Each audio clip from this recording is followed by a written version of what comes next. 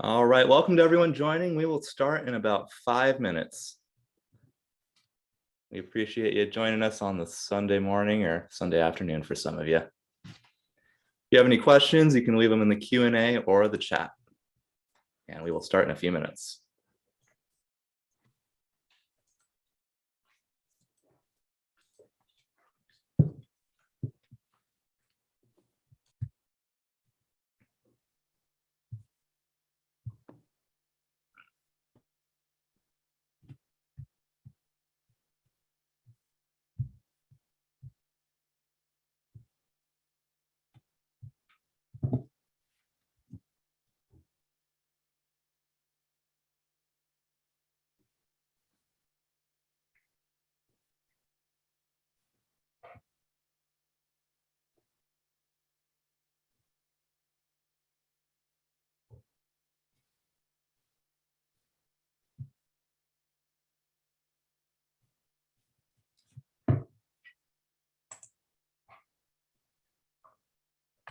Good morning to everyone joining. We will start in about 2 minutes. So get that last cup of coffee and get a notepad out if you're old school like me, or if you're like that, get your iPhone out and take notes on that. But we'll begin shortly.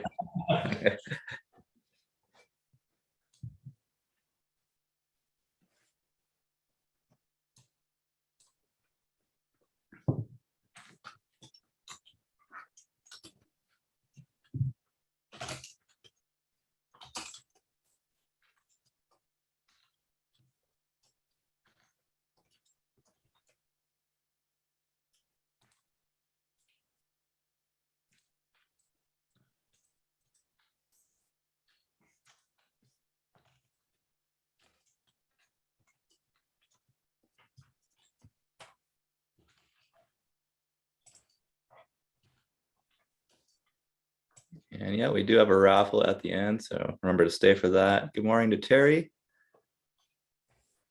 And good morning to Corey as well. Good morning, Corey. Good morning, Terry. Corey, you had your hand up. Did you want to say anything, or was it just a good morning?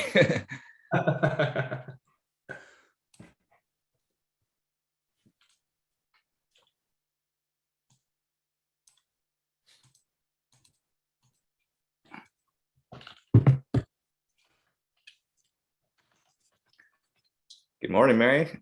Thank you for joining us.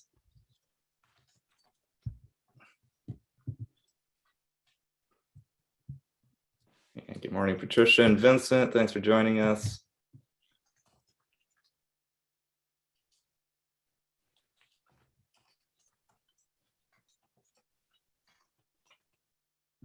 Hey, John, how's it going? Morning, Rich. Yeah, John and I went to school together, so it's cool to see a familiar name on there. That's great. Yeah. Good morning, Kirtash and Jerry. Another Missourian. Yeah, our presenters today are from Missouri, so Missouri's in the house.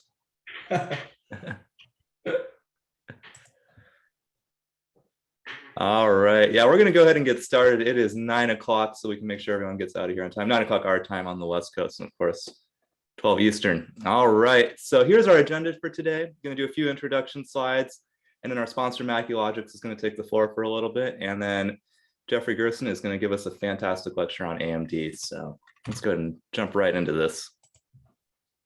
So first thing, I'm sure most of you are familiar with ODsonFinance at this point, but if you are new and you haven't checked out the website, make sure to do that. You can scan the QR code right on the screen here. And when you're on the website, there's a ton of financial guides, student refi deals, the like. That's what we're here for, is to provide resources for our OD community. And of course, when you're on the website, make sure to subscribe to the newsletter as well. And that gives you a weekly kind of OD-focused financial news update. And if you're going medical, this is something that is brand new. We haven't even announced this at this point, but we do have a new billing, coding, revenue cycle management system. We've teamed up with CSI to provide this. So best rates. I've used CSI for many years, so I know this works well, and it kind of just allows you to outsource your billing and become more profitable and generate more revenue. So scan that QR code if you're interested in that. And of course, we've got OD Clinical. It's very relevant to our talk today. So this is something that Dat and Chris developed. It's a completely free, mobile-friendly practitioner tool and reference guide. I have it open as a second tab when I'm in the exam room. So contact lenses, ocular medications, disease processes, it's got everything on there. It's an encyclopedia. It's easily accessible for your digital fingerprints. All right. And then before we jump into the sponsor presentation, I want to remind everyone to stay after the presentation, after the whole lecture, because we will have a raffle for $100 Amazon gift cards. So make sure to stay around. But without further ado, I do want to introduce Aaron Wood. He is with Maculogix, the AMD experts, and he is going to give our sponsor presentation before we jump in the co-approved CE portion. So Aaron, if you want to take it away. Thank you very much, Dr. Neufeld. Thank you so much for allowing us to come in here and talk today. We're excited to be part of this. And like Dr. Neufeld said, my name is Aaron Wood, and I'm the Director of Sales of the West for Maculogix. And we've been partnering for a few years now with doctors across the country with harnessing the power of dark adaptation. So you can go to the next slide, Dr. Neufeld. So the power of dark adaptation, you can build it up to the first one. Impaired dark adaptation is 90% sensitive to the presence of AMD. So now this gives you the confidence with an impaired dark adaptation to know if your patients have AMD or don't have AMD. And this is beneficial for two reasons. The first one is it allows you to find AMD up to at least 3 years before you can see it on your OCT or imaging. And the second one, it also allows you confidence to be able to now monitor for progression of AMD. If you guys have 100 AMD patients in your clinic right now, which 30 are going to be progressing? Without dark adaptation, you don't know who's going to progress or not.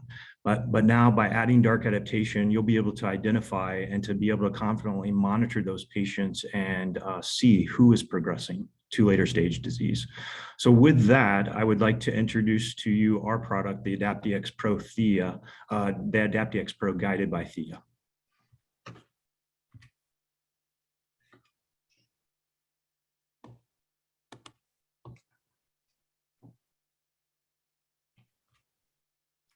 Was there supposed to be a video here?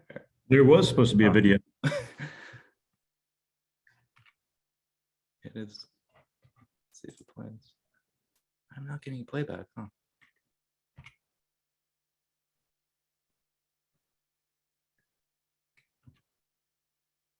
Is there any way I can share my screen? Yeah, go ahead and share over me. Yeah, you can just share over me.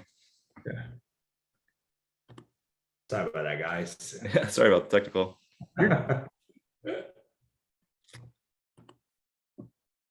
All right, here we go.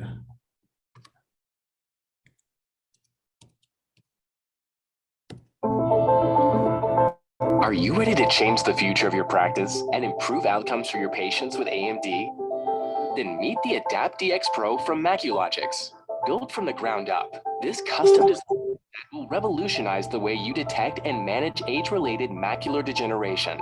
With advanced technology and built-in artificial intelligence, this state-of-the-art medical device accurately and efficiently measures dark adaptation function, the earliest biomarker for AMD. Every single one of the 172 custom parts were designed to capture accurate results while improving patient comfort. The AdaptDX Pro features artificial intelligence in an onboard technician named Thea. Hello, I'd like to introduce myself. My name is Thea, and I will be guiding you through today's test. Reduces the burden on your technicians and delivers a consistent, accurate testing experience. Advanced precision technology automatically aligns with the eye and tracks the pupil in real time to capture an accurate measurement of dark adaptation function. Light ceiling eye cups eliminate the need for a dedicated darkroom, so patients can take the test in any light. And an interactive LCD screen displays simple and clear instructions for the technician, making it easy to start the test and monitor progress. The standalone device operates without the need for an external computer. AdaptDX Pro with Thea helps you identify and monitor AMD patients with confidence and ease. Now, high-tech innovation meets high-touch patient care. All right, perfect. So these are the current outcomes right now as the screen you're looking at that the majority of patients are facing right now as far as their vision goes with AMD. So we would just love to partner with you guys and talk to you guys more about how we can flip the script by now using and harnessing the power of dark adaptation in your clinic. So I appreciate your guys' time. You guys can go to Maculogix.com. All of our local representatives are on there, and you can find their information and reach out to them for more information. And then I will stay on for a few minutes too afterwards if you guys have any question in the chat box. All right. Thank you very much, Aaron. And thank you to Maculogix for sponsoring this lecture. Once again, he'll be in the chat box. If you've got any questions for him, feel free to just leave those right there. All right. And it looks like we're running ahead of schedule, which is fantastic. So once again, check out Maculogix, scan the QR code. And we're just going to go ahead and jump right into our COPE-approved CE portion of today's event. I'm just going to go through a few reminders here. Remember to answer the live poll questions to help our speaker accurately curate his information and his material. There's going to be a survey at the end of the lecture, so make sure to fill that out. It's going to happen as you sign out. You're going to have an option to fill that out. And you have to be present during the entirety of the hour in order to get credit, and we will be tracking that through Zoom. And CE certificates will be sent via email 3 weeks after this event happens. So just watch your email, watch your spam box, because a lot of times those end up in the spam box. But otherwise, yeah, let's go ahead and jump right into this. So actually, it's going to be AMD A to Z. We changed the lecture topic, but it's going to be given by Dr. Jeffry Gerson. And just want to give a quick introduction for Dr. Gerson. He graduated from Indiana University School of Optometry in 1997, after which he went on to do a VA residency concentrating in low vision and ocular disease. He's been in several different practice settings, including a retina referral practice, where he participated in several large clinical trials. Currently, Dr. Gerson is in private practice that is a collaboration of both ODs and MDs. He sees primary care patients and has an emphasis on retinal care in his practice. He enjoys having fourth-year optometry interns with him and the challenges that they present. He still participates in clinical trials and utilizes many different diagnostic modalities. Dr. Gerson is a frequent lecturer in the US and abroad and writes regularly for optometric publications. When not at work, he enjoys traveling, working out, and spending time with his family. So, Jeff, we are happy to have you, and I am going to pass the floor on to you. All right. Well, thank you very much. Let me just pull up the PowerPoint here and we'll get started. All right. Well, great. Well, it's great to be here with everyone, and really impressed to have this many people on a Sunday, depending on where you are, either morning, afternoon, midday. So just to let everyone know, I'll be trying to monitor the chat and Q&A, at least to some extent, as we're going through this talk. So if you have questions or comments, feel free to send those through at any time, and I'll try to address them as we're going. And then we have some time built in at the end for some Q&A on the back end as well. So either way, plenty of opportunities for interaction. So as the title slide says, the title for this course is AMD A to Z. So literally going through the alphabet, picking one or two things for every letter as they relate to macular degeneration, and hopefully as they relate to you. I think one thing that's relevant in regards to me when it comes to introductions is that I do see primary care patients, just like how most of you do. And where I practice is not a big referral center. So we're seeing people that just come in to get their eyes checked, that their insurance said they could come in and get an eye exam or whatever it is that they might say. And so I point that out because I try to look at things in a very practical sense, in a way that all of us most of us, primary care optometry, can really relate to and do something a little bit different in our office. So hopefully I'll give you something to think about or do a little bit differently when you're seeing patients in your chairs tomorrow. So real quick, standard disclosure that I've worked with a number of different industry companies. Hopefully you'll see that really has very minimal, if any, influence on anything that we'll be talking about today. What I oftentimes tell people is when you're on advisory boards and things of the like, sometimes it just gives you some early access to information. So hopefully I'll be able to share a couple of things with you that are kind of cutting edge and new. So the idea of this course is it's rapid fire, not staying on any one topic for more than really a minute. Many different facets of macular degeneration. whether it be in diagnosis or monitoring or treatment or research. And again, really going A to Z from beginning to end on different things that have to do with macular degeneration. So if you don't like or you're not interested in the slide that I'm showing, no big deal. Just wait about a minute and there'll be something new that hopefully that'll be more interesting to you. All right. So I should start off by saying that I did a similar talk to this first in about 2009 at SECO. And before I refreshed and updated, I went back and looked at what I talked about 13 years ago. And some of the topics are similar but updated. Some of the drugs are the same, but we now just know a lot more. And there's obviously a few new drug additions to what I'll be talking about today. But the bottom line from then and now is kind of the same, is that AMD is I should say, potentially devastating disease where progress is being made. There's no cure yet, but you as an optometrist are vitally important in the overall course of your patient's care and outcomes. And I think that's really, really important to realize that as optometrists, we really have the ability to influence patient outcomes.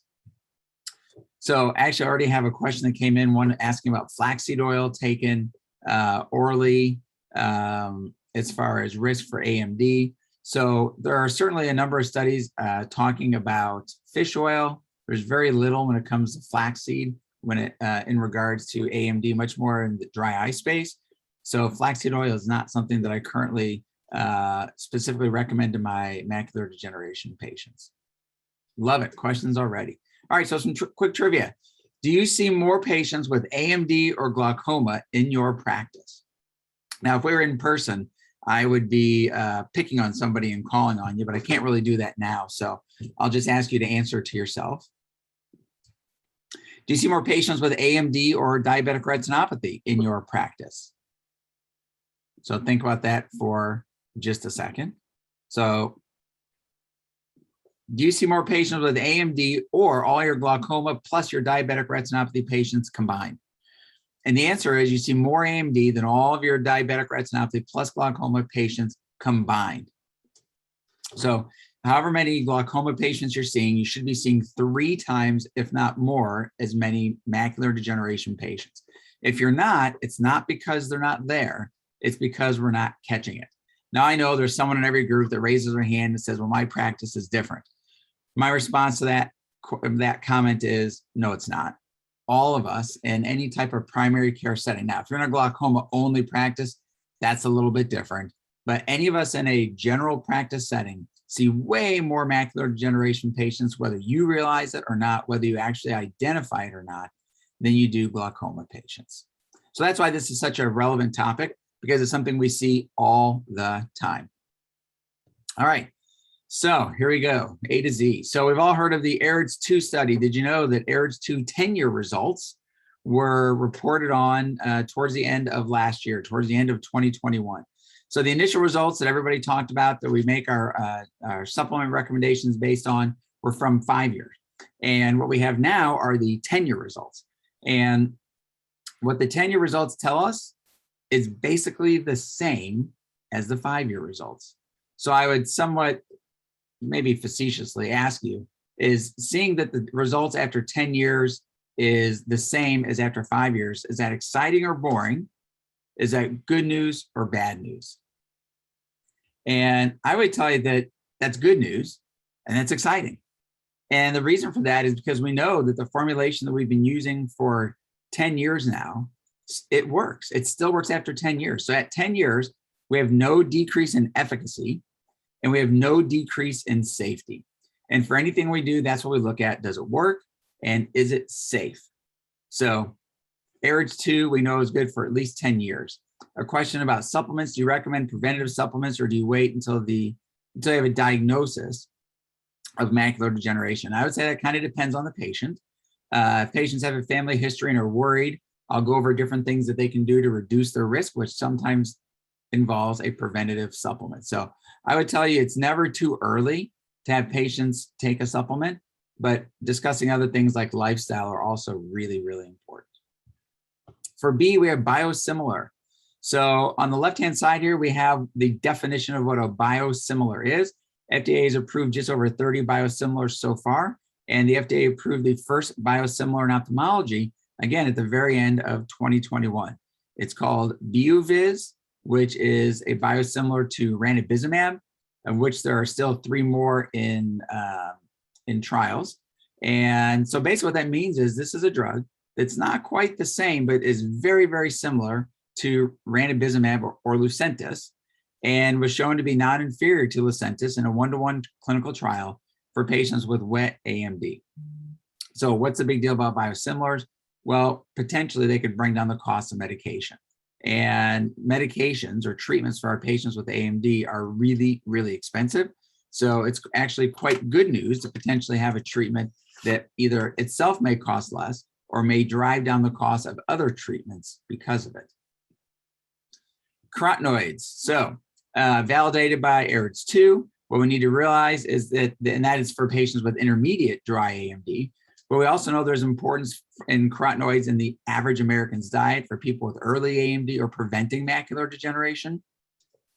The average American's diet has between 0.5 and 2 milligrams per day, when we know we need at least 6 milligrams a day to truly prevent AMD progression. Can it be sourced through diet? It certainly can, but most Americans, as I mentioned, don't get enough, and it is easily sourced through good quality supplements. I want to sneak in another C here, and that is co-management. As there are more and more patients with macular degeneration, we're going to be needing to take on more of the burden of care for our patients. Interestingly, in optometry, over the last 10 years, we've opened more schools. We're graduating more optometrists. Seems to go along with the need for eye care, right? Especially in the world of AMD. What's going on in ophthalmology? There are more retiring ophthalmologists than there are ophthalmologists finishing training, which makes co-management even that much more important. Okay, D, dark adaptation. So you heard a little bit about it earlier. Dark adaptation is the earliest way to diagnose AMD at its earliest stage, because subclinical macular degeneration actually is macular degeneration. It just hasn't manifested itself clinically yet. So it's something that I do in the office every day that is over 90% sensitive, 90% specific, that will find disease at least 3 years before you will, versus clinical exam. And what this does is it presents a huge opportunity for you to find patients earlier so that you can get them started on some sort of treatment plan much earlier, so that ideally then they can have a better outcome. By the way, this 90% sensitive and 90% specific, how's that? Is that pretty good? How many of you do visual field testing in glaucoma? Now, I'm not for even a second suggesting we shouldn't. However, think about the sensitivity and specificity of visual fields in glaucoma. Is it anywhere even close to approaching 90%? And the answer is no, it does not. And so that's why dark adaptation testing is so important if you want to be catching macular degeneration at its earliest stage in order to potentially be able to do the most good for your patients. What is the out-of-pocket cost to a patient without insurance for dark adaptation? So I actually do it as a screening test on all of my routine exams. All. Anyone over age 60, they have dark adaptation done. That's just part of what I do, and I don't bill for it. And the reason is I know that 39%, and I know that from an IRB approved clinical trial that I did, I know that 39% will fail and need to come back for further testing. So I do it on everybody as a screening without any charge. Okay, diagnosis versus risk. So things that are diagnostic versus things that are risk are important. Once you have a diagnosis, you have a diagnosis. If you have a bunch of risk, it may or may not lead to a diagnosis. So what are risk factors and what is diagnostic of? And I think that's something that's an important topic to think of. So low macular pigment, genetic risk, smoking, obesity, lack of exercise, these are all things that are risk factors for macular degeneration. However, how do you diagnose macular degeneration? Impaired dark adaptation, drusen, RPE changes significant of any of those on OCT. That's how we actually diagnose. So by the way, I'm trying to get all these questions as they come in. So that's why sometimes if I go a little off topic and come back, it's because I'm addressing all your questions. How long does the screening test take for dark adaptation? The screening test takes 6.5 minutes max, because we know that once you go above 6.5 minutes, that you have macular degeneration. So we no longer need to screen. After that, what we could do is a more like an extended test, which is like doing a threshold visual field. All right. Another question about risk factors. It says 23andMe are now testing a couple of variants for macular degeneration. Will I be addressing this? I'll address it now. So the interesting thing about 23andMe is it tells you a little bit about a lot. It doesn't tell you much about anything. So the genetic tests that we can actually order in our offices are way more specific and sensitive in regards to conversion to wet AMD. So I think that, you know, patients doing 23andMe opens the door for us to do further testing, but certainly is not the end all be all of genetics. All right, Eylea. So aflibercept by Regeneron, it's one of the approved anti-VEGF medications. When it was initially approved, the excitement around it was that it might be able to increase time in between injections, so lengthen the intervals. And it's maybe done that a little bit. But again, like all the other injections, it's not the final answer. It's a piece of the armamentarium against wet macular degeneration. Both structure and function, that's F, both structure and function can and should be used for earlier diagnosis and identification. Structure and function should both be used to monitor, and structure and function should both be used to determine outcomes in regards to treatment and referral. This is in both AMD and glaucoma. Something we do all the time in glaucoma: structure, optic nerve, function, visual field. And we must be doing it in macular degeneration. Structure, OCT or clinical exam; function, dark adaptation. Visual acuity is not an appropriate measure of function in AMD, especially not in early AMD. Why do some ophthalmologists classify AMD differently in calling something macular drusen versus early AMD? So the reality is it's possible to have small drusen and have it not be AMD. So technically that would be drusen smaller than 63 microns in size. So the central retinal vein is 125 microns, so 63 is half of that. So if it's less than that, then they could just be age-related changes that are not related to macular degeneration. Good question. 4C home, another F. It's the earliest way to detect conversion from dry to wet AMD at home. So you see a picture of the device here on the slide. It is something that is covered by Medicare. Majority of Medicare patients pay zero. That's right, zero for this. It was part of the AREDS-2 study, and this part of the AREDS-2 study was stopped short.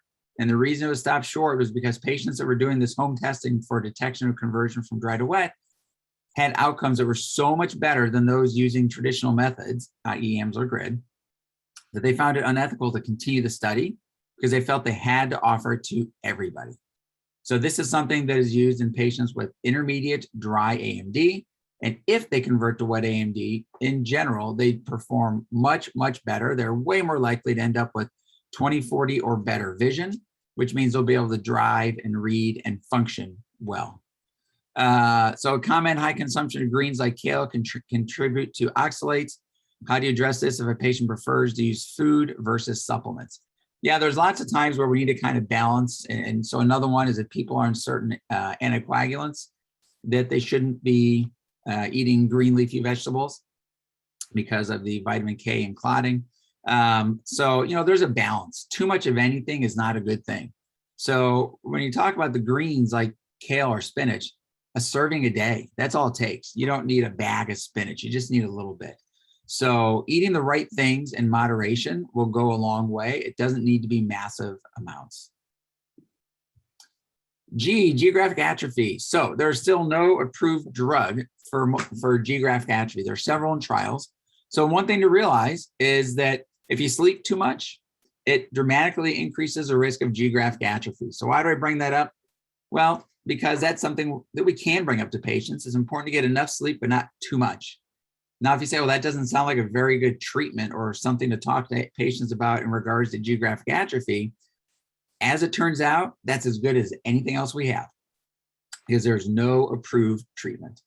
How can patients get the 4C home? So the company that makes it is called Notal Vision, Notal. You can go to their website and you can get information on how you prescribe it for your patients.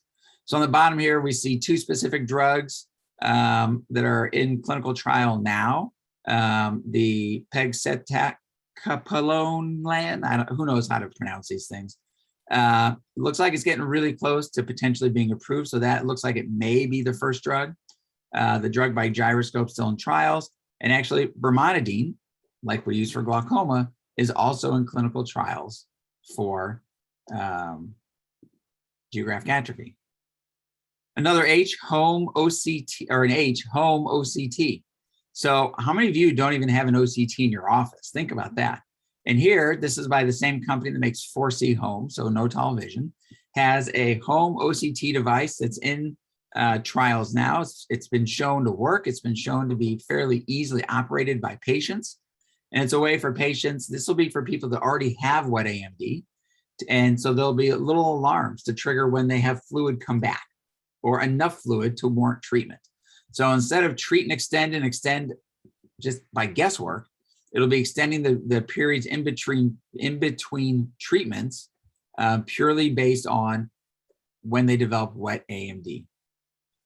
What percentage of people with dry progress to wet AMD? It all depends on the stage of the dry AMD.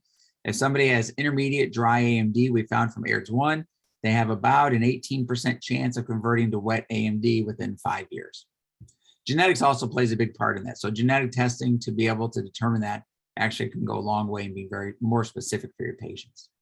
All right, injections are still the standard of care. I think I have a quick video here to show you someone getting an injection so you can see what it's actually like. Hey, this is Alrighty then, and I'm going to get an intravitreal injection. He seems a little too excited. What are you going to do?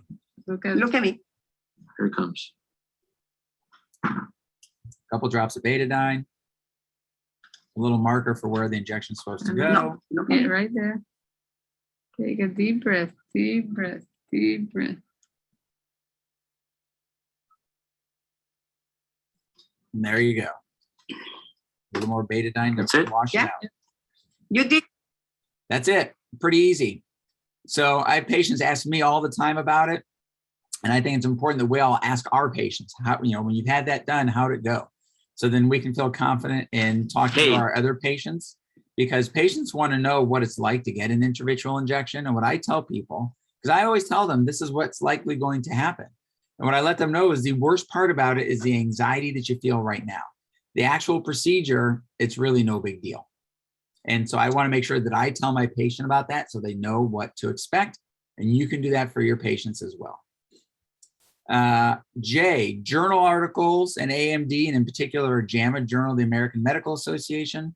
So there's a JAMA Ophthalmology, which is a great source. They actually have JAMA Ophthalmology Retina, a special edition where they only publish retina.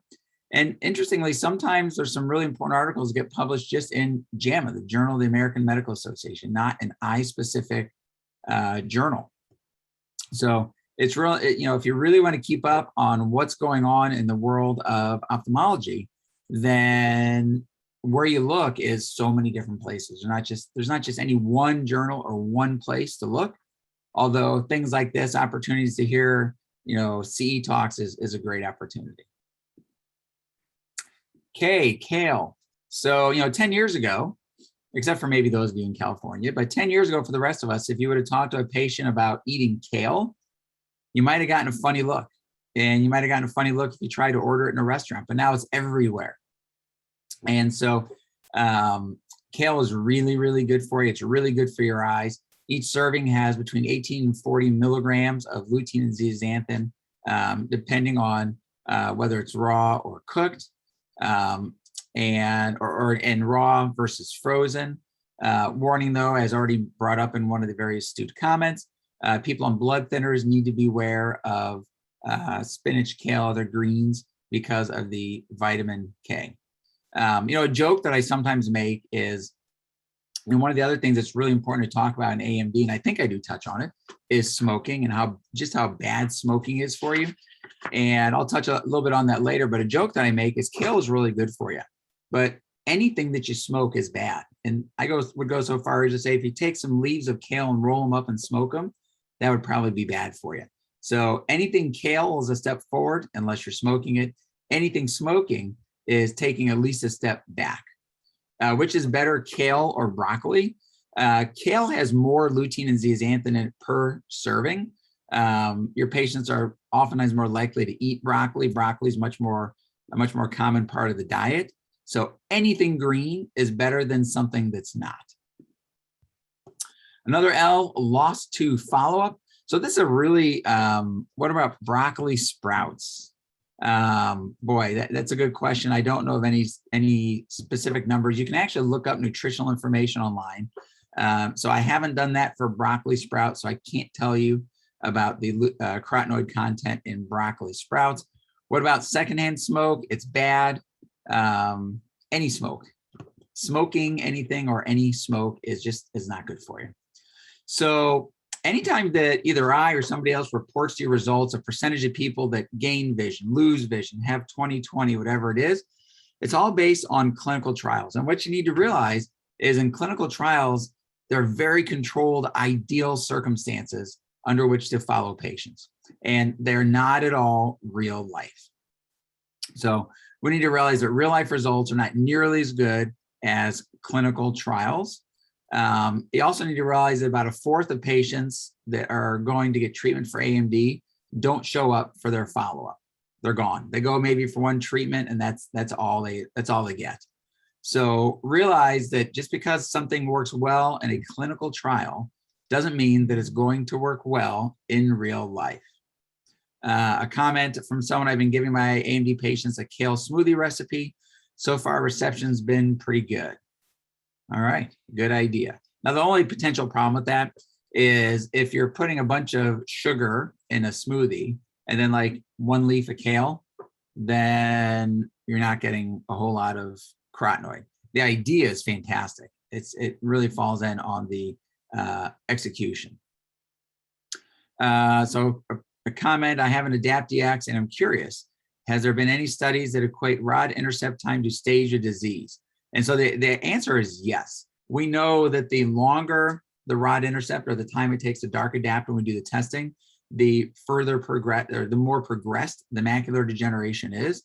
And so we can create some general categories for if this time, then early, then intermediate, and more likely to be advanced or progressing to advanced. The issue that I'll tell you though is I have some patients that I see nothing clinically and hardly anything on an OCT, but they have a fairly extended time. So it's not universal.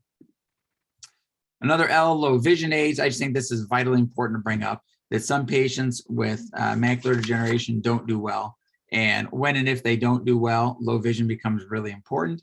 And also realize that nearly every person has a high-powered low vision device in their pocket. I'm sure you do too. It's a smartphone. So there are incredible low vision devices, some of which are fairly reasonably priced, some of which are fairly pricey, but realize that a smartphone can be a fantastic resource for your low vision patients. And Mediterranean diet. So if people ask me what's the best kind of diet, my answer is yes. And what I mean by that is anybody that pays attention to their diet is going to do better than someone that does not.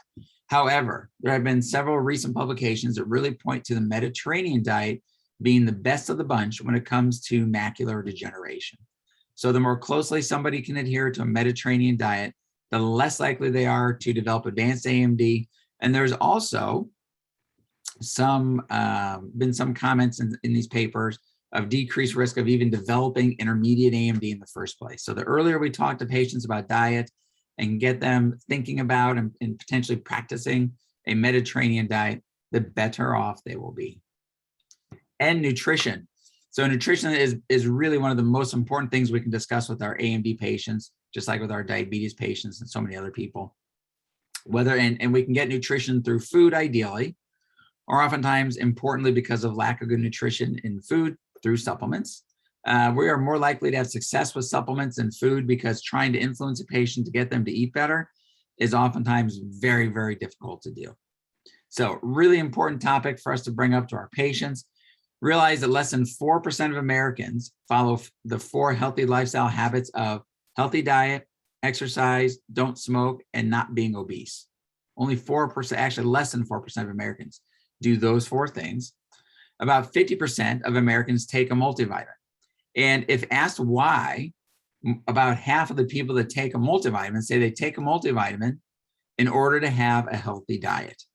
So obviously taking a multivitamin has no influence on your diet, it has influence on the nutrients you take in, but it doesn't change your crappy diet. Question, what age do you start screening with Maculogix? So I personally screen every single patient I see that's over age 60 because I know that I have a 39% hit rate, which is higher than any other screening test you will do. Some people advocate for screening a little bit earlier.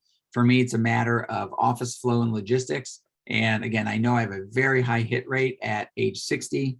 I know my hit rate goes down when I go below that. So that's why I use 60 years old. OCT and OCT angiography. Hang on a second, I'm just making sure I'm getting these questions here. Perfect. OCT really remains an important part of the diagnostic process. It will not necessarily be the earliest sign of diagnosis. As we've already talked about, some dark adaptation will give you a result or yield macular degeneration certainly earlier than OCT will. OCT angiography is a newer and still emerging technology. It's been around for probably about 10 years and it's still emerging because I think that we're still really kind of figuring out where it's most applicable or useful. It's been adopted fairly strongly in optometry. I personally think it has more use in diabetes than it does in AMD, but we're still really learning how to best use OCT angiography. By the way, any sign of fluid on OCT warrants a referral because that certainly could be a sign of wet macular degeneration. All right, so we're on to P. Now, before we get to P, it looks like there was a question. There have been studies that link ALA intake to up to 40% increase in AMD risk. Do you tell patients to stop taking plant-based omega-3 ALA flaxseed oil due to the risk factor? And to be honest, it's not something that comes up very often. And maybe it's because I don't do a good enough job about getting all the supplements that patients take to know if they're on ALA or not. It's an important point. But again, to be honest, it's one that I probably don't ask or know enough about. Another question for a young patient with a strong family history of AMD. Do you recommend starting arid supplements or vitamin K carotenoid supplement if diet change is not an option? So I really think that an arid supplement is for people, that arid 2 supplement is when people have intermediate dry AMD. If it's earlier than that in AMD or it's for risk reduction, I do not use an arid supplement. So in that case, I would use a carotenoid-based supplement. And for me, that means lutein and zeaxanthin. Some people use mesozeaxanthin, and that's okay. But again, as long as you're on a good quality carotenoid-based supplement, and what I like to do is have 2 choices for my patients. I like to find out from them, do you prefer to buy supplements at the store, or do you want me to help you get something through the office or that we order online?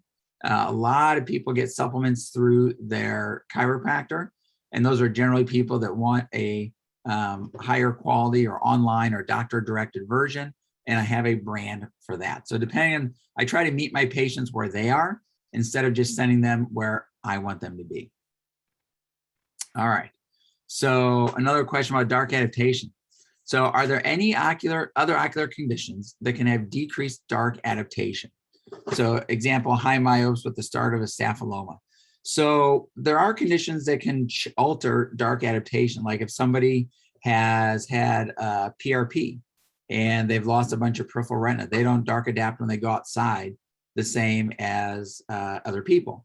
However, when we are very specifically testing it with an in-office device like what we have, there are only 3 things that can cause you to have a decrease in dark adaptation. That is macular degeneration, which is what we're talking about, a retinal dystrophy or degeneration like rod cone dystrophy, Stargardt's, RP, all of which you should certainly know about well before somebody is age 60, or a systemic vitamin A deficiency, which is really, really rare. So are there other conditions that can cause decrease in dark adaptation when we're testing the office? It is possible. It is very highly unlikely. And remember that with testing dark adaptation for AMD, we have 90% sensitivity and 90% specificity. All right, P, photobiomodulation. It's a long word, isn't it? This is actually something that's been in the news recently. I've had a couple of friends send me articles that they've seen on Yahoo or Science Today or other websites that they wanted to ask me about to see if it's legit. And the answer is yes, it is legit.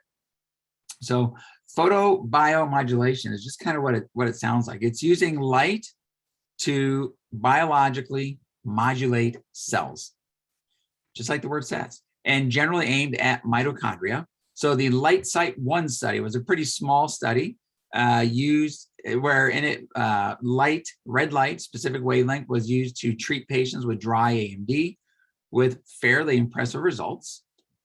So you can see here 50% of patients improved at least 5 letters. This is something that's approved and being used in Europe currently. LightSight 2 is being conducted in Europe. LightSight 3 is a phase 3 clinical trial being conducted here in the United States, which may get some results either this year or hopefully by next year. So what's really exciting about this is it's not an injection. It's for earlier stages of AMD. It's not for wet, it's for dry, to improve dry AMD, and something that we could potentially be performing in our offices. It's not just taking a red laser and shining in your eye. That could be harmful, but it's a very specific wavelength of light that's being tested. So more to come, but to me, this is probably one of the most exciting things that I'll talk about today because of the potential for patients, for patient care, and the way that we can help deliver it, and it does not involve injections. Q, quality of life. I want all of you to realize that you really drive quality of life for your patients. And you can really drive it in a positive way when we detect macular degeneration earlier. As it turns out, AMD is a leading source of decrease in quality of life in older adults. If you ask them how much their quality of life decreases, kind of depends on the severity of their AMD, but sometimes they would tell you that having AMD with real visual consequences is as bad as having had a severe stroke requiring constant nursing home care. We sometimes underestimate the amount that the quality of life is affected by 1/8, meaning a patient would say that it affects them 8 times as much as what we would think that it does. Now, what's important here is if we talk with our patients about AMD and don't do a good job and we scare them and create anxiety, we could decrease their quality of life. So it's something that we really need to think about and make sure that we're paying attention to not just what we're saying, but really kind of how we're saying it in order to have positive impact on quality of life.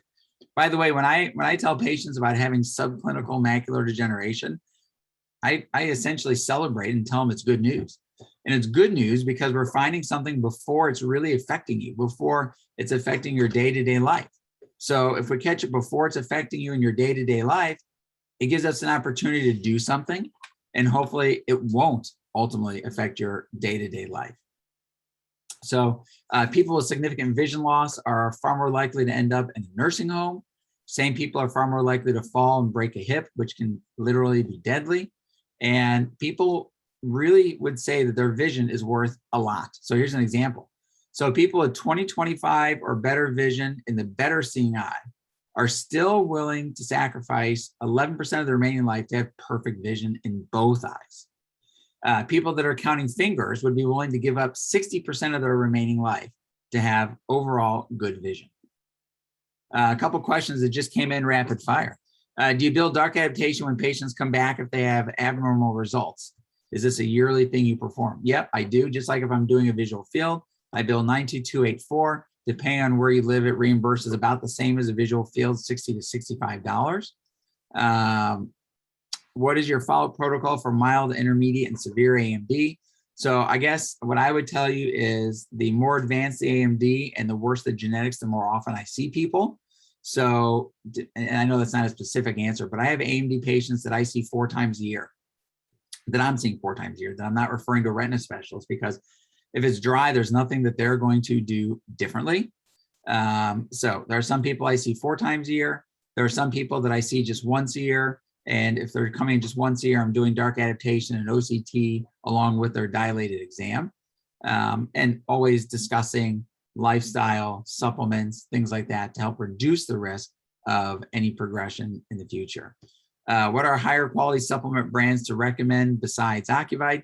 So if I send someone to the store, or a patient wants to go to the store and buy vitamins for their eyes, I actually use Ocuvite. So I use Ocuvite 50 plus. For patients that want a more doctor-directed or non-store brand, I use I Promise supplements, both of which, whether it's Ocuvite or I Promise, really high quality supplements. I think you won't go wrong either way, but you bring up a good point. It's important when you tell someone about a supplement that you prescribe it. It's not, oh, I want you to take this vitamin. And the reason is because then they don't really take it seriously. I know I've done a good job of describing a vitamin or supplement. When I'm done, if a patient asks, do I need a prescription for that? Because if they think it's prescription, I've done my job. I've let them know how important it is. What about MacuGuard by Life Extension? I don't use it, so I don't know that I could accurately or fairly comment on it. I mentioned that I'd still recommend lutein and zeaxanthin supplements, though not an AIR2 formulation for those with early AMD and or strong family history. What exact dosage? So again, I don't necessarily look at the lutein and zeaxanthin dosage on its own. So again, if it's store, I have them take Ocuvite 50 plus. And then if they want a doctor directed, it's actually called Screen Shield Pro from I Promise. And neither of those are just lutein and zeaxanthin. However, I do have some patients that take lutein and zeaxanthin only because they have sensitivities to other elements of vitamins, whether it be zinc or something else, or just in general sensitive stomach. If all you're going to use are lutein and zeaxanthin, I would tell you need at least 6. That's what studies show us. And I think more than 20, all you're doing is creating more expensive urine. There's not really a reason for that much, although both are very, very safe. All right, so real life performance. So, I just wanted to point out that in real life, patients don't do as well as in clinical studies. In real life, patients don't get a shot every month for basically the rest of their life. At some point, it starts to trail off. They get less and less shots. And as time goes on, patients start to lose visual acuity, which makes it so important to identify AMD earlier, monitor it closely, and identify what AMD to refer for treatment as early as possible to have better real life performance. Smoking. All right, so I already kind of mentioned smoking, and it's really important. It's the most important modifiable risk factor for macular degeneration. Really, really important that our patients know that smoking's bad. Majority of people with AMD will tell you, whether this is true or not, that they were never told that smoking is bad. And majority will tell you that they didn't know that smoking was bad. Now, who in the year 2022 thinks that smoking cigarettes is good for anything? I don't know, but people don't know. So it's important that we tell them. They may have heard about smoking before from other doctors, but when they hear it from you, they may pay more attention. Request a repeat dosage for lutein. So at least 6 milligrams of lutein and zeaxanthin combined. And that's based on studies. I would tell you there's no need to go more than 20, although it's safe. You could take almost a bottle a day. Lutein is safe up to 20 milligrams per kilogram. So lutein is really, really safe. Smoking, again, really important that we discuss with our patients. Subclinical AMD, I've already talked about this a little bit. Subclinical AMD is AMD, just like pre-parametric glaucoma is glaucoma. If I already ask you how many of you wait for your glaucoma patients to develop, fixation loss or fixation threatened glaucoma before you do something about it, how many of you do that? Well, nobody. It sounds ridiculous. Well, then why do you do that with macular degeneration? Why would you not treat it as soon as it's there? So identify AMD at its earliest stage, do something about it, and that is the best way that we can get better results for our patients. I've already kind of mentioned this, that testing dark adaptation to find subclinical AMD has changed my practice more than anything else in the last 10 years. I find way more AMD patients. My patients are very open to doing something about it because we have a diagnosis. And I am, if you say, well, is there a large randomized controlled clinical trial that shows that if you start treating subclinical patients, they have a better outcome 20 years later? No, we don't have that yet, but I'm not going to wait to find out. There are studies looking at that in Europe currently, but there's no harm in recommending carotenoids for your patients. All right, so fairly newly approved Susvimo. Who comes up with these names? I don't know. So previously it was just referred to as port delivery system. It's an operating room procedure. Here you can see it being done by a retina specialist, create just a small opening, and you'll see them put this little port in that's going to look just like putting in a punctal plug. So there we see the opening being created in the sclera, the port being set in, and that is filled with anti-VEGF medication, with ranibizumab. So again, this is newly approved. Once people have this, they require less than 1/5 the total number of treatments versus someone getting injections. 98% of people in the phase 3 study were able to go a full 6 months before needing any further treatment. So planned refill every 6 months. The one downside to this is in the clinical trial, there was about a 2% rate of endophthalmitis. That's pretty high. So whether that'll be what happens in real life or not, we don't know. Treat and extend. So, by the way, I'm going to keep sending in the questions. At this point, I'm going to transition to just doing the slides, but I will come back to all the questions, I promise. I just want to make sure that I get through all the slides once we hit our 50 minutes, and then we'll answer all the questions. And I'll tell you, there's some really good questions, so I'm looking forward to answering them. Keep them coming. I'll go through as many as you submit. Treat and extend. This is basically treat usually once a month for 3 months, then see if you can stretch it, extend it to 6 weeks, to 8 weeks, to 12 weeks, to how many weeks can you extend it? Susvimo may make this go away if people can go 6 months in between treatments, but realize that most patients are no longer just getting a shot every month. It's trying to extend the time period to decrease the burden on patients. Remember at the very beginning when I said you should be seeing 3 times as many AMD patients as you are glaucoma, and some of you thought, well, I'm not.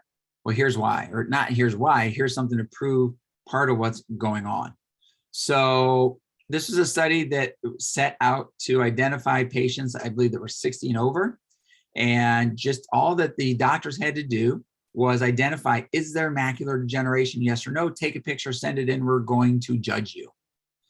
As it turns out, 25% of the time when patients were deemed as not having macular degeneration on clinical exam, the photos showed otherwise.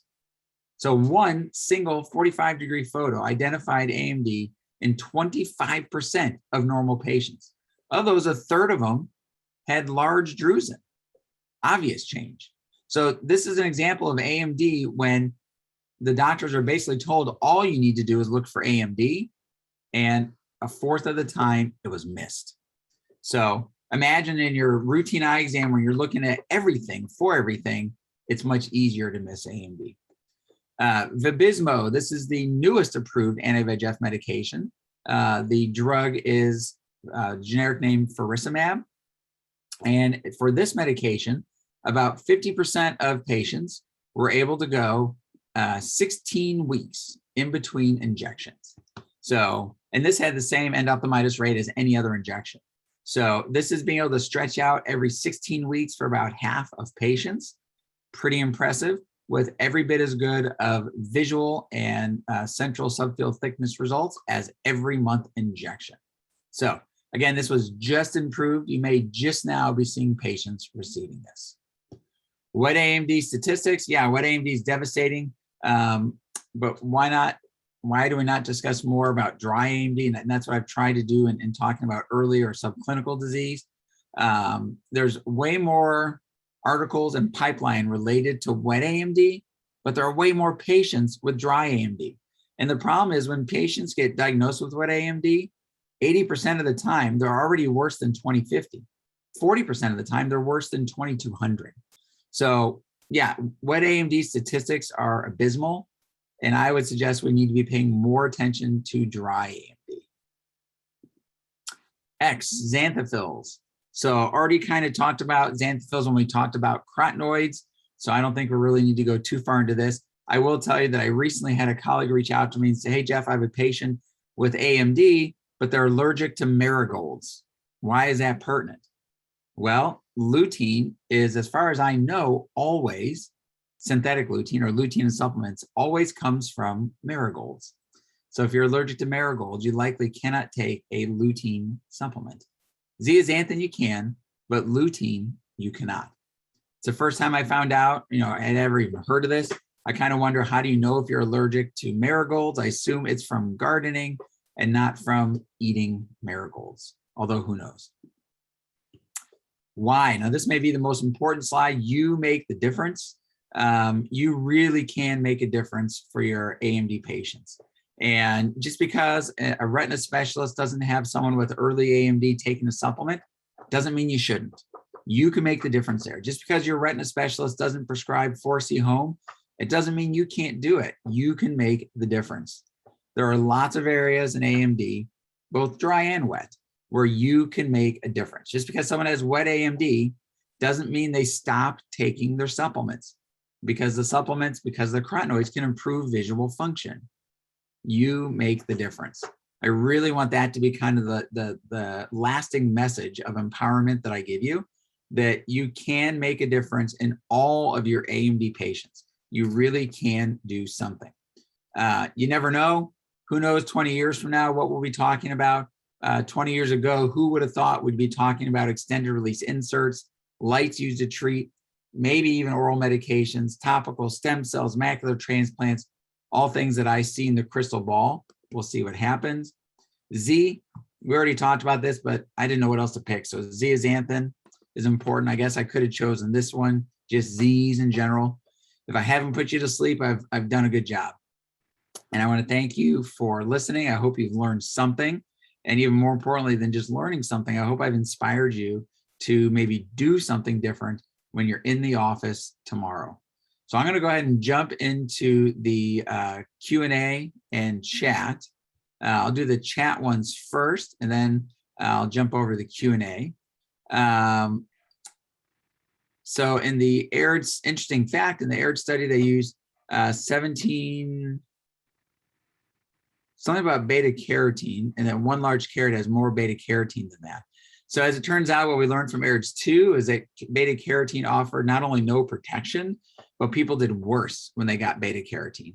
So lutein and zeaxanthin on its own is what's in AIRDS 2, and people on that perform better, have better outcomes than those that also get beta carotene in regards to eye findings, as well as people that took beta carotene in the AIRDS 2 trial were more likely to die. Kind of a bad outcome. What's the name of the genetic test for AMD that we can order? There are two. One is Arctic DX. So that's the name of the company. The test is Macular Risk. The other one is called Visible Genomics.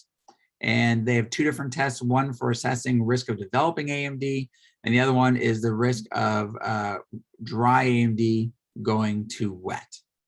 All right, so those are all the questions in the chat. So I'm going to switch over exclusively now to Q&A. So if you have any other questions, please put them in Q&A. If you'd like to use the chat to say something nice, I'll pay attention to it for that. Okay, so Q&A. For the patients with subclinical AMD, what are you telling them that can help them sooner than once it's clinical? Just supplements and lifestyle changes. So I would say the answer is yes. However, the way you say it, when you say, well, just supplements and lifestyle changes, supplements and lifestyle changes go a really long way. So did you know that if you just walk a block a day, one block a day, that you decrease your risk of developing wet AMD by 50%? 50%. So when we say, well, just lifestyle changes, the lifestyle changes are huge. So they are oftentimes hugely undervalued. So yeah, so when I have patients with subclinical AMD, I embrace the opportunity to discuss lifestyle changes along with supplementation for them. All right, so what's the next one? Does smoking, hang on a second. Does the smoking risk factor include patients using medical marijuana? So, I don't believe there's been a study that looks at medical marijuana specifically in looking at macular degeneration.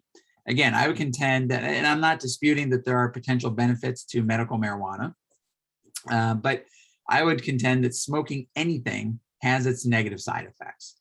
So just like anything else, I think in that case, you have to weigh the pros and cons of why someone's smoking the medical marijuana in relation to other risks. All right. I mentioned PRP scars decrease dark adaptation. Do other scars like toxo, extensive histo, PIC, and others have a similar effect? So none of these affect the dark adaptation testing you do in your office. And the reason for that is the bleaching spot that the AdaptDX Pro uses is very specifically placed in the macula where AMD would be happening. So, can you have extensive enough toxo or histo PIC to affect your ability to dark adapt? I would assume you could, but those are all going to be really rare. I mean, look, I live in the Midwest, histo capital of the world. And I don't think I've ever seen a patient with enough histo that I would even imagine that it could affect dark adaptation. So theoretically, yes. Realistically, no. And with the testing you do in your office, the answer to that would be no. If the patient is allergic to Vitalux ARIDS 2 formula, would you recommend trying a different brand of ARIDS 2? I think it depends on what they're allergic to. There's no way to know. So it depends what happens. Obviously, if they have anaphylaxis, then no, I would not. So I have several patients that take just a lutein zeaxanthin only supplement and do quite well with that. So that's what I would suggest for that. Do I ever prescribe I Promise Restore? I used to use a lot of I Promise Restore. Now what I use much more than that is the I Promise Screen Shield Pro.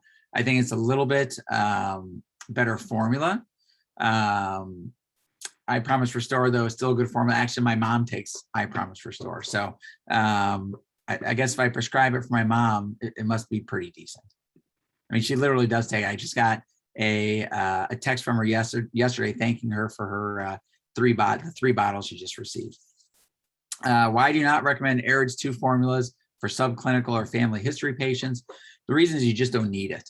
ARIDS 2 the ARIDS 2 study shows the ARIDS 2 supplements to be very safe, but they are really high doses, really high amounts of the constituents in it, and there's just not a need for it. So I think that we can do something better for less expensive with less risk if we're using a more preventative type product and not a treatment-like product like ARIDS 2.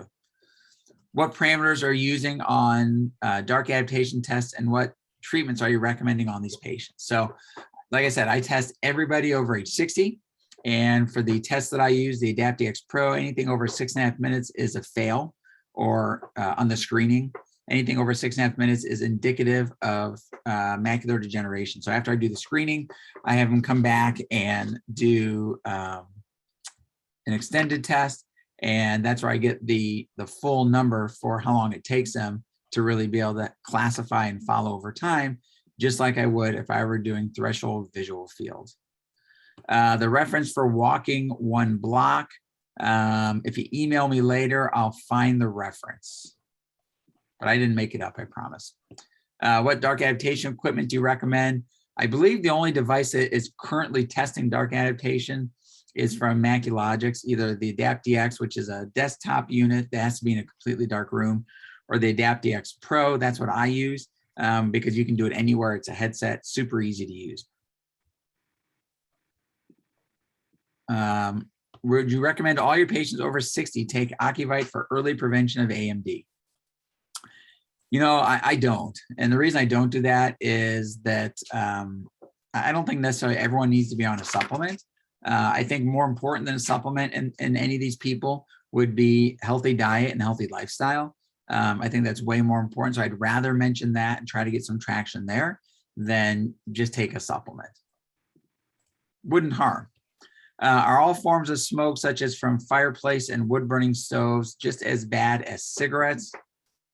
Boy, that's a really good question. I don't know that there's ever been a study looking at fireplace smoke and risk of AMD or anything else. So I don't think that I can definitively answer that. However, I know there are not the same carcinogens and just overall nasty stuff in wood that you're burning on a stove or fireplace as there are in cigarettes. So my assumption is that it's far safer, but I don't have a scientifically valid answer to that. Hey, Jeffrey, just real quick here. I put the article for walking in AMD in the chat. That was from the Beaver Dam study. Awesome. Yeah. Thank you for that. Perfect. Yep. And by the way, that's one of the things I refer to the most, and that statistic. And and I don't necessarily say 50%. What I tell my patients, so someone asks, what do you say to patients with subclinical AMD? I tell them there's 5 things that we can do to help decrease your risk. 4 of which you've heard from every other doctor you've been to in the last 10 years, and 1 that's a little bit different. Okay, so here's the 4 you've heard from every other doctor. I smell and either say, consider quitting smoking or don't start smoking. I look and either say, don't become obese or try to lose a few pounds. Try to have a diet with more green leafy vegetables, less refined carbohydrates. I never say have a healthy diet because that's something different to everybody. And then I say, try to be active. You don't need to run marathons or pump iron, just do something. And I say the 5th thing is I want you to start taking a specific eye vitamin. And that's when I then go to the recommendation for that. What stage of AMD should AREDS vitamins be prescribed? That is for patients with intermediate dry AMD. Sorry, doc, can you repeat? I love it when us doctors call each other doctors. I think it's kind of funny. Sorry, doc, can you repeat what vitamin you prescribe for mild versus moderate, especially OTC versus internet? So for the mild patients, I use iPromise Screen Shield Pro. So you can go to ipromise.com and see what that is. That's the internet or doctor directed. For store, I use Ocuvite 50 plus. All right. There we go.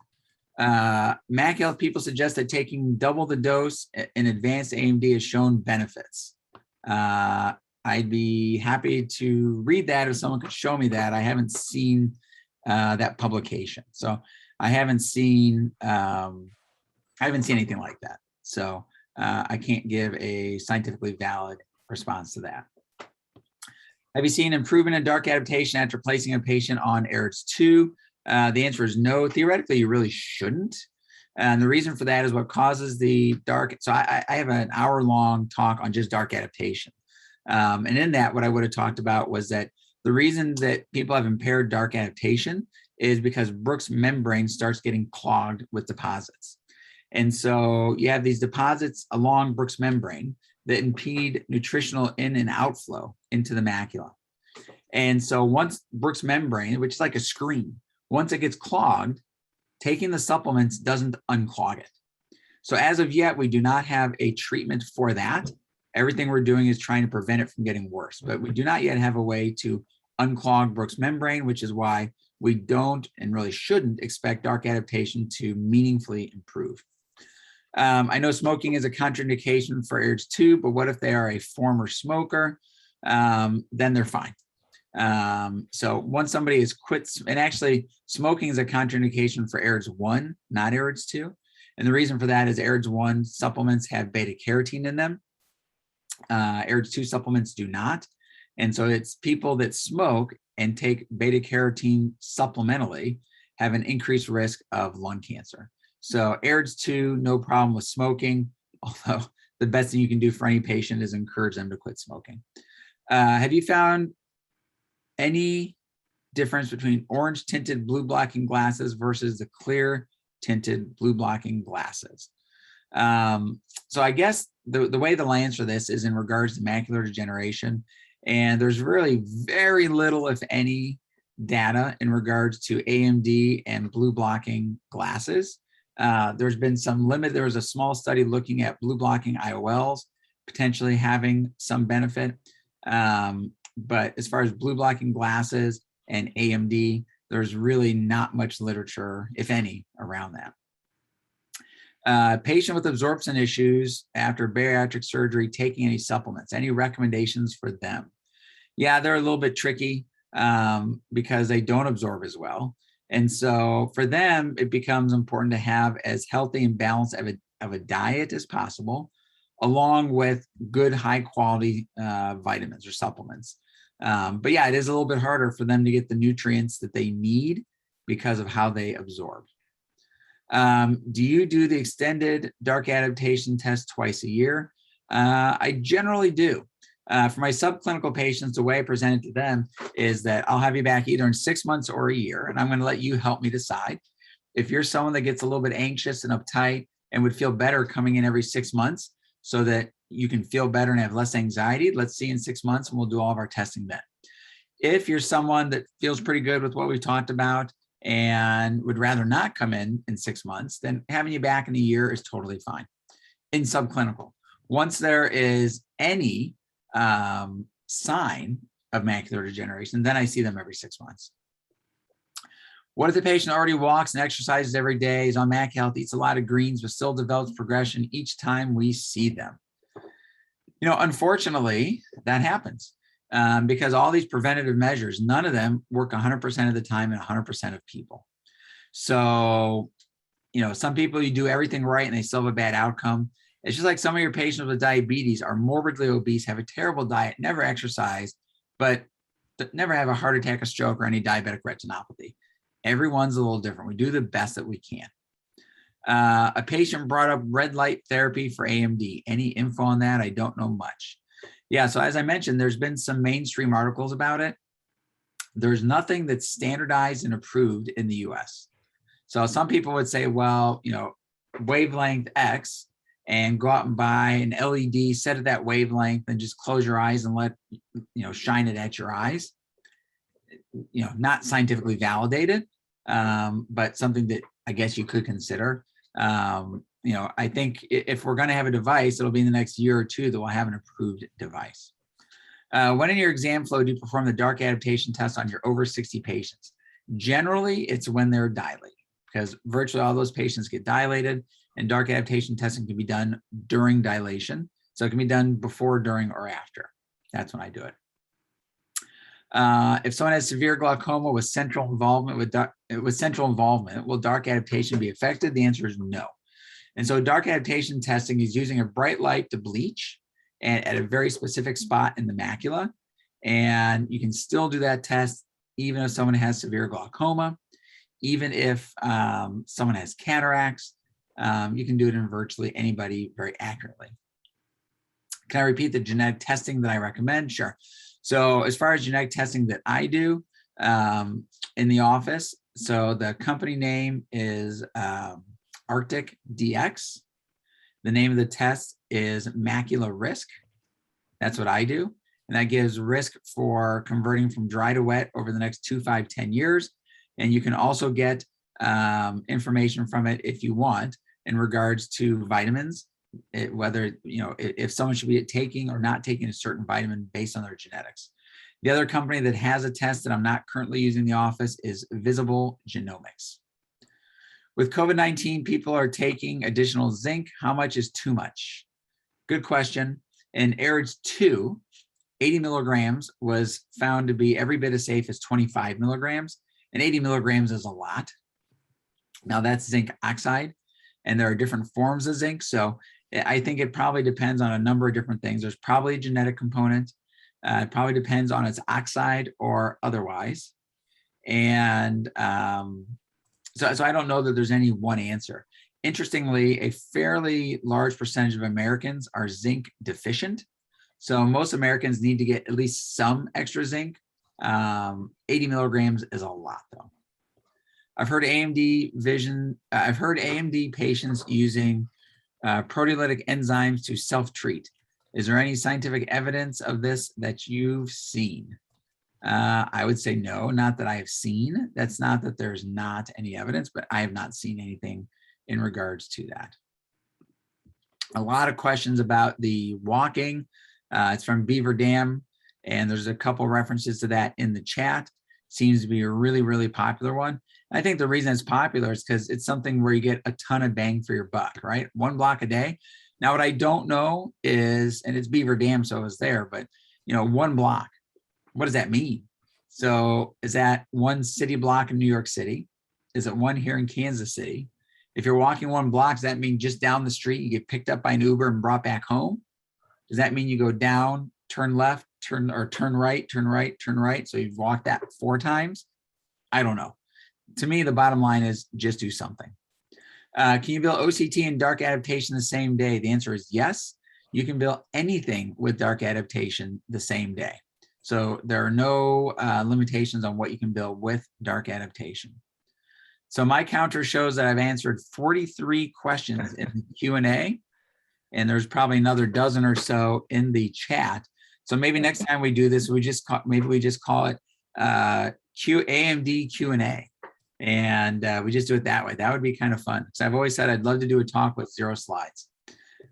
So again, thank you everyone for attending. Thank you to ODsonFinance for putting this together. Obviously, a topic that people are interested in to get over 500 people attending, paying attention, answering questions, so asking questions. So this is great. Thank you very much.